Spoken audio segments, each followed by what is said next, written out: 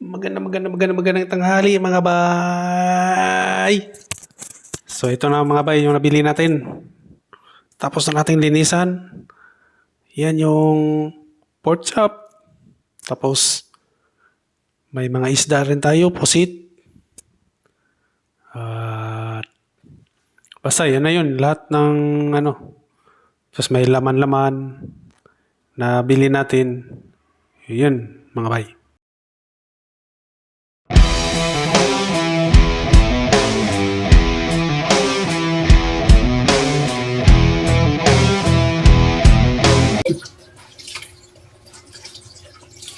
Hindi ko lang isubo.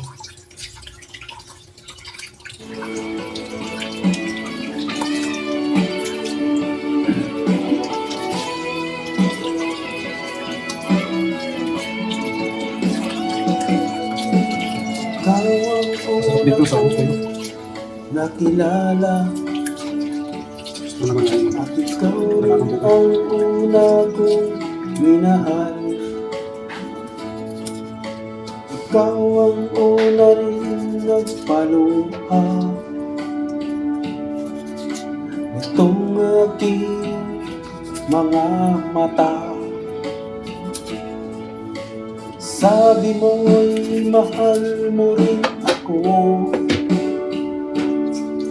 Bakit ngayon biglang nagbago? Oh, mahal, kumusta ka? Ako pa ba'y mahal mo pa? Dati kay saya natin dalawa, ngayong naglaho ng parang mula. Oh, mahal, kumusta ka? Ako pa ba'y mahal mo pa? Oh, mahal, nasaan ka? Hanggang ngayon, mahal pa rin kita. Oh, mahal, nasaan ka? Hanggang ngayon, mahal pa rin kita.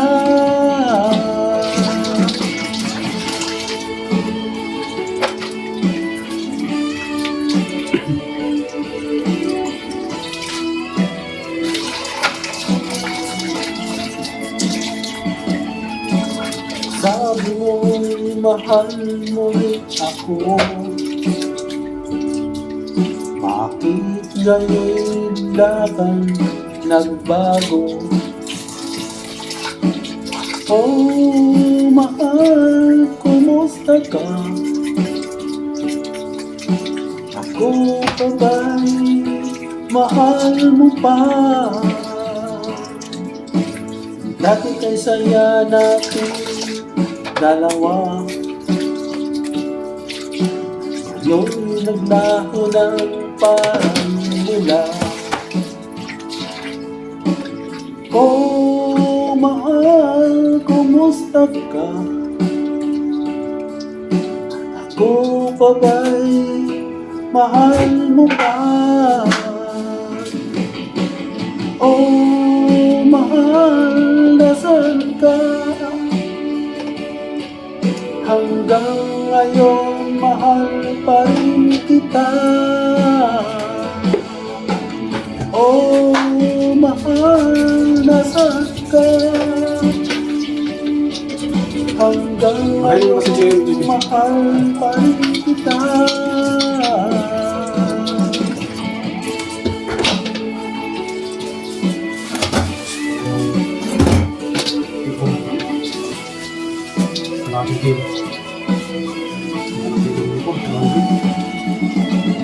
Oh, mahal, nasaan ka? Hanggang ngayon, mahal pa rin kita. Oh, mahal, nasaan ka? hanggang ngayon mahal pa rin kita.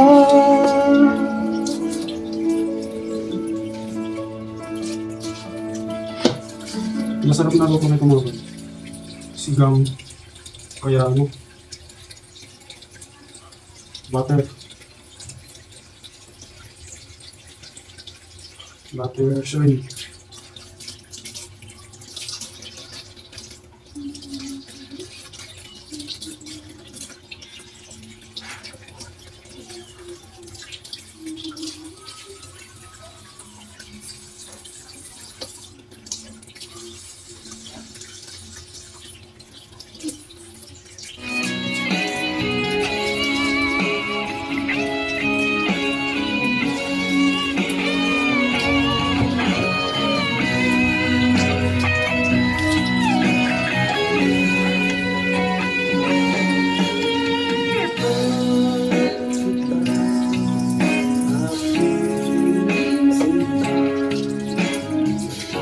Laging iniibig kita. Walang iba kundi ikaw. Laging minamahal kita. Sinisigaw ng puso ko. Tinatawag pangalan mo. Araw-araw namimiss kita. Nalulungkot nag-iisa. Ikaw ang iniibig ko. Di naman mabago. Sasabog sa isip mo.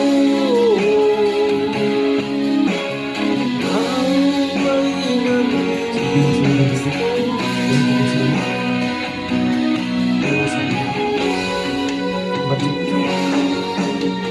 Umaasa pa rin ako. Muli tayong magkatagpo.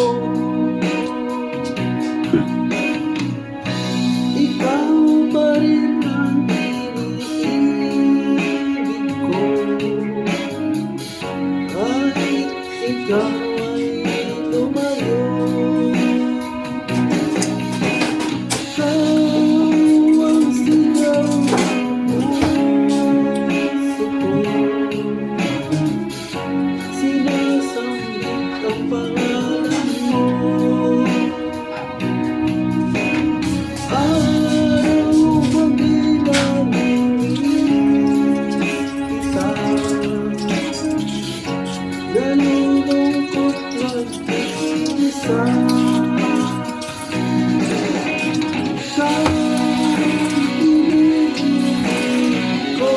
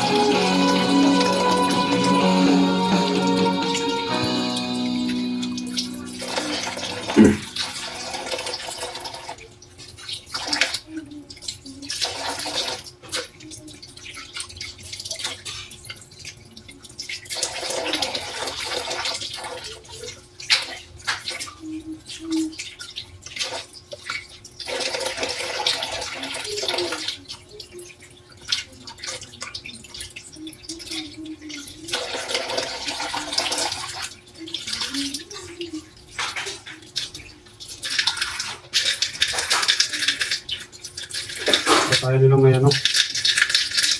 May tawag kulay itim. Makahirap kung may kulay itim. Laptop.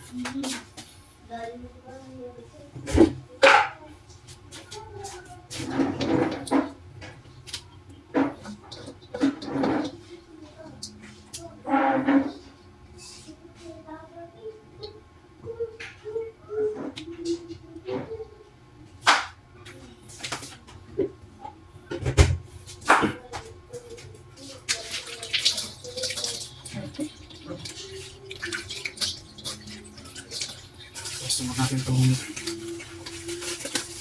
baboy.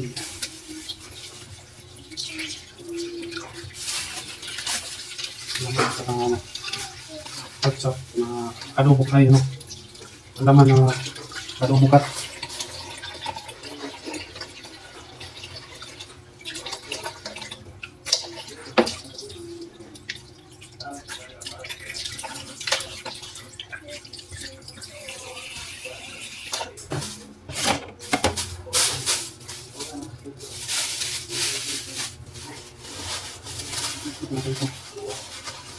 Tapos na natin linisan mga bay.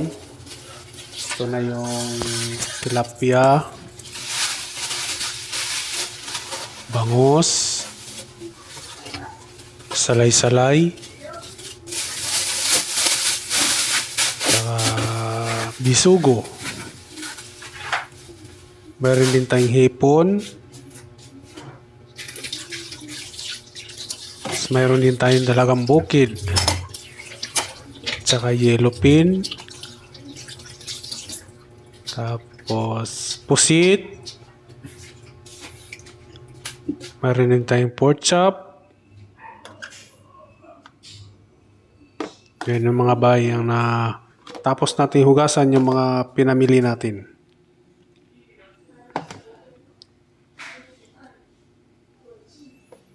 Yan yung lahat.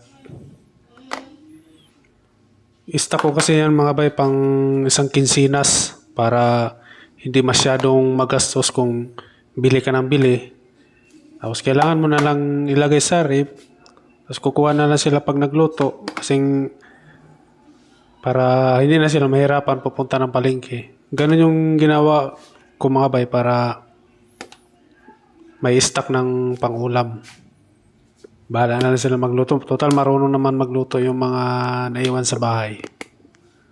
Yan mga bay.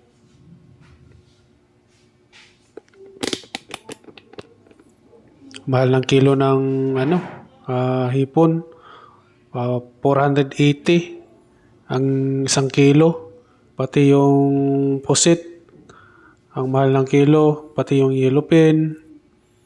Grabe, sobrang mahal na talagang bilihin ngayon. Yung 1,000 mo mga bay, parang 100 mo na lang. Samantalang dati pagka may 100 ka, ang dami mo nang mabibili. Ngayon, yung 1,000 mo, parang 100 piso na lang talaga ang mabibili mo sa mahal ng bilihin ngayon. Grabe. Kailangan mo talagang magtipid o budget, kumbaga. So, dito, nilalagay ko na yung ref namin, walang laman. Kaya, dito ko sa ilalagay para pag nagluto sila, kuha lang ng kuha. Yun, lalagay na natin dito mga bay.